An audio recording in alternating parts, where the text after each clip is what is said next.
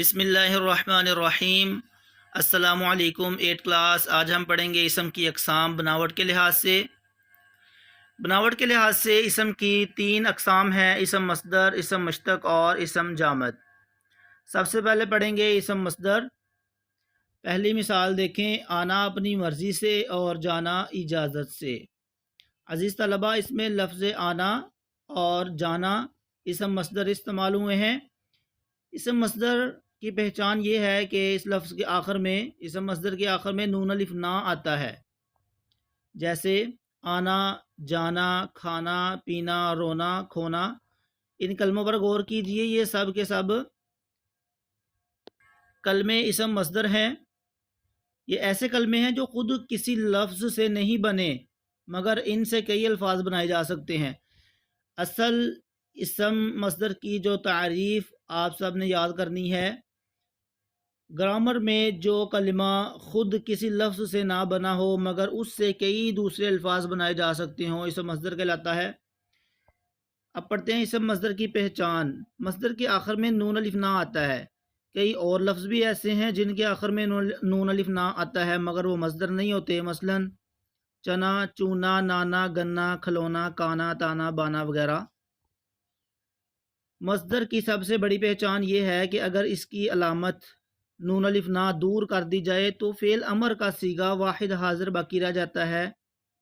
جیسے کھلونا کا نون الف نا دور کریں تو فعل امر نہیں بنتا، کھلو، کھلو تو نہیں، فعل امر تو نہیں بنتا، لہٰذا یہ مصدر نہیں۔ اور رونا کا نون الف نا دور کریں تو رو، رو جس میں حکم دیا جا رہا ہے، واحد حاضر کا فعل امر کا صیغہ بچتا ہے، رو فعل امر، اس لیے یہ مصدر ہے۔ جیسے پینا، لفظ پینا کا نون الف نا دور کریں تو پی، لفظ پی جو بچ رہا ہے وہ فعل امر ہے، اس میں حکم دیا جا رہا ہے، واحد حاضر ہے، اس لیے پینا اسم مصدر ہے۔ کھانا، کھانا کا لفظ کھانا کا نون الف نا دور کر دیں گے تو کھا، لفظ کھا بچ جائے گا، تو وہ فعل امر واحد حاضر کا صیغہ بچ جائے گا، اس لیے کھانا پورا لفظ جو ہے اسم مصدر ہے۔ اس کے بعد ہے اسم مشتق۔ آنے والا آ گیا اور جانے والا چلا گیا، مجھے تمہاری لکھائی پسند نہیں آئی۔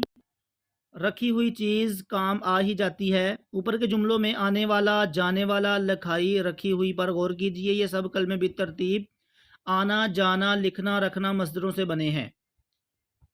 جیسے آنے والا آنا سے بنا ہے، جانے والا جانا سے بنا ہے۔ لکھائی، لکھنا، لکھنا سے لکھائی بنا ہے، اسم مشتق۔ تو یہی اسم مشتق کی تعریف ہے۔ گرامر میں جو کلمہ کسی مصدر سے بنا ہو اسم مشتق کہلاتا ہے، چنانچہ یہ تمام کلمے اسم مشتق ہیں۔ اسم جامد۔ اس مکان کی چھت بہت اونچی ہے، کہیں کی اینٹ کہیں کا روڑا، گلاس اور پلیٹ گر کر چکنا چور ہو گئے۔ دیکھیے اوپر کے جملوں میں مکان، چھت، اینٹ، روڑا، گلاس، پلیٹ ایسے کلمے ہیں جو نہ خود کسی لفظ سے بنے ہیں اور نہ ان سے کوئی اور لفظ بن سکتا ہے۔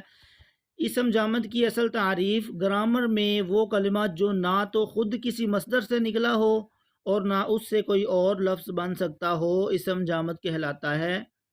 چنانچہ یہ سب کلمے اسم جامد ہیں۔ عزیز طلبہ، امید ہے آپ سب اسم مصدر، اسم مشتق اور اسم جامد سمجھ چکے ہوں گے۔ اس میں آپ نے اسم مصدر کی تعریف یاد کرنی ہے۔ اسم مصدر گرامر میں وہ کلمہ جو خود کسی لفظ سے نہ بنا ہو مگر اس سے کئی دوسرے الفاظ بنائے جا سکتے ہوں، اسم مصدر کہلاتا ہے۔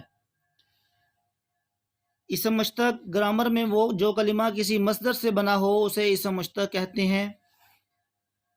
اسم جامد گرامر میں وہ کلمہ جو نہ تو خود کسی مصدر سے نکلا ہو نہ ہی اس سے کوئی اور لفظ بن سکتا ہو، اسم جامد کہلاتا ہے۔ عزیز طلبہ، ان تعریفات کو مثالوں کے ساتھ یاد کریں۔